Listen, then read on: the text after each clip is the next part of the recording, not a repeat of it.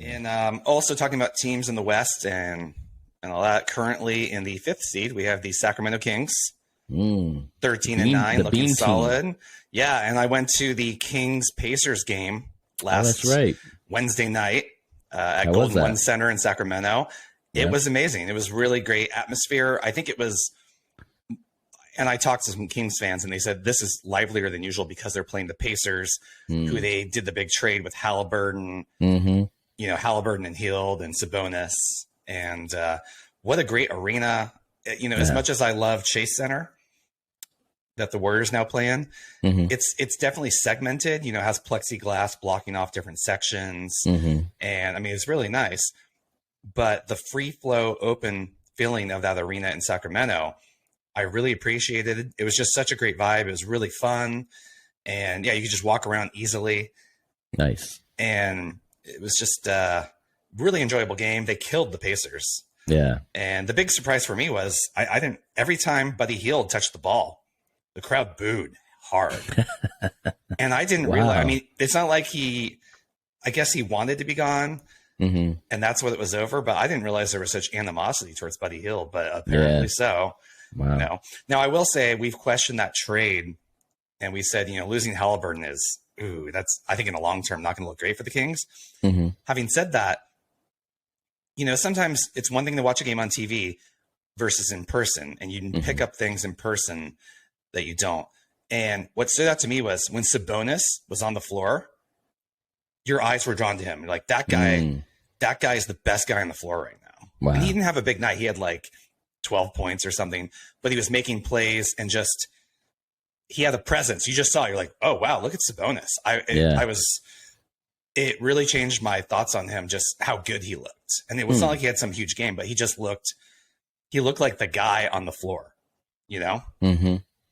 So kind of like you see a pickup basketball game and you're like, oh, that's the guy out there, right? Yeah, it had that vibe. It was like, wow, look at Sabonis. So, for the short-term prospects for the Kings, I think it's one of the rare trades that might work out well for both teams. I think the Kings might regret it in the long run a little, but it depends. If they re-sign Sabonis though to extend him after this current contract, I was very impressed. So what a great arena. It was such a fun time. That's cool. Yeah, I like what Mike Brown's done a lot. We've seen him up close and personal with the Warriors, and he really helped us a lot with our defense. And it was a great feature on the bench. I think he's missed now, But I knew when he got that job that, he kind of was ready to get back into the game, and he's a good basketball mind, just someone who knows the game really well. And I feel like that's a really good coach for a group of young talent like that. That's kind of been knocking on the door, but can't get over the hump. He's good for them. And De'Aaron Fox looked good, and that Sacramento team is really fun to watch. They're really fun. Yeah. So I'm going to go to more games, because I'll get my Warriors games in, but they're so much more expensive. Whereas I can go to a Kings game and not spend that much money and get great seats. Not too far. Yeah. Now, did you see the beam? I did see the beam as you walked out. Okay. Yeah, I forgot to take a picture. The beam was impressive cool. though. Was it what you imagined it would be? Seeing it was cool. And 50 Cent was there all night at the game, and 50 Cent helped light the beam afterwards. Okay. So cool. They actually light the beam.